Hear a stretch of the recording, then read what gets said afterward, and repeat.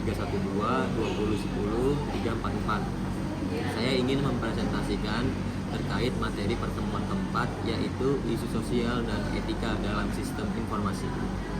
Baik, pertama di sini ada poin isu etika dan sosial terkait dengan sistem informasi. Yang poin pertama adalah etika. Apa sih itu etika?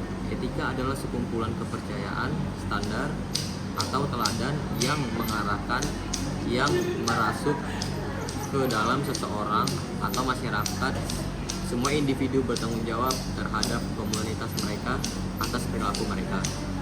Yang kedua ada moral. Moral adalah tradisi kepercayaan mengenai perilaku yang benar dan yang salah. Moral adalah institusi sosial dengan sejarah dan seperangkat aturan. Yang ketiga ada hukum. Hukum adalah peraturan perilaku formal yang diterapkan oleh otoritas yang berwenang seperti pemerintah terhadap subjek atau warga negaranya. Di sini ada 10 perintah etika dalam komputer.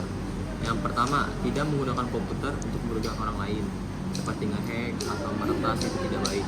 Yang kedua, tidak mengganggu pekerjaan komputer orang lain. Yang ketiga, tidak memata-matai file komputer orang lain. Yang keempat, tidak menggunakan komputer untuk mencuri. Yang kelima, tidak menggunakan komputer untuk bersaksi palsu.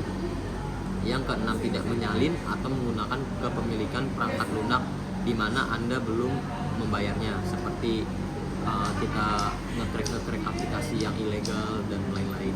Yang ketujuh, tidak menggunakan sumber daya komputer orang lain tanpa otorisasi atau kompensasi yang sesuai.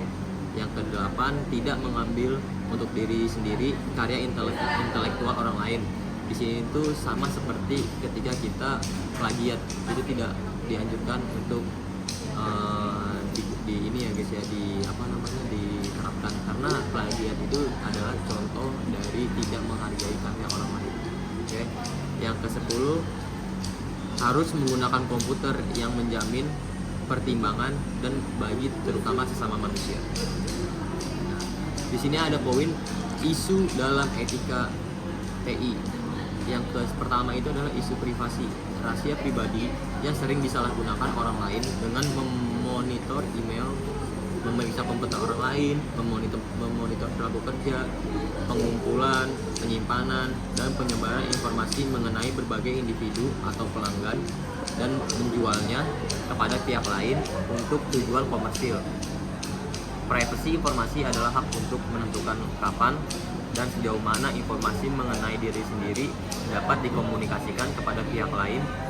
Hak ini berlaku untuk individu, kelompok, dan institusi.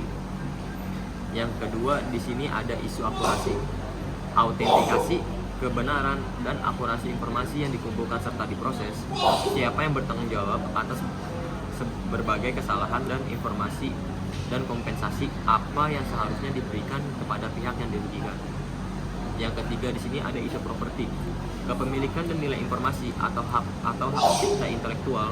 Hak cipta intelektual yang paling umum berkaitan dengan TI adalah perangkat lunak. Penggandaan atau pembajakan perangkat lunak adalah pelanggaran hak cipta dan merugikan masalah besar bagi para vendor, termasuk juga karya intelektual lainnya seperti musik dan film. Yang keempat, ada isu aksesibilitas, hak untuk mengakses informasi dan pembayaran biaya untuk mengaksesnya. Hal ini juga menyangkut masalah keamanan sistem dan informasi. Jadi di sini ada 5 dimensi moral informasi. Yang pertama adalah akuntabilitas dan pengendalian. Yang kedua adalah hak dan kewajiban kepemilikan. Yang ketiga ada hak dan kewajiban informasi. Yang keempat kualitas sistem, dan yang kelima adalah kualitas hidup. Dari kelima poin ini menghasilkan 3 poin, yaitu TI disaring melalui sosial, organisasi, dan individu. Apapun pengaruh SI yang terjadi merupakan hasil dari tindakan dan perilaku institusi, organisasi, dan individu. Yang kedua, tanggung jawab atas konsekuensi teknologi jelas jauh pada manajer institusi, organisasi, dan individu yang memilih untuk menggunakan teknologi tersebut. Yang ketiga, dalam sebuah masyarakat politis yang beretika, orang-orang dapat pulih dari kerusakan yang dilakukan terhadap mereka melalui seperangkat undang-undang yang dicirikan oleh proses wajib. Di sini ada analisis etika. Ketika kita berhadapan dengan suatu situasi yang dapat memunculkan isu etika, maka kita perlu mengikuti 5 proses yang dapat membantu hal tersebut, yaitu yang pertama, identifikasi dan jelaskan faktanya dengan jelas. Yang kedua, definisikan konflik atau dilemanya dan identifikasi nilai-nilai luhur yang terlibat. Yang ketiga, ada identifikasi pihak-pihak yang berkepentingan. Yang keempat, ada identifikasi pilihan yang dapat diambil dengan alasannya. Yang kelima, identifikasi konsekuensi dari pilihan yang diambil.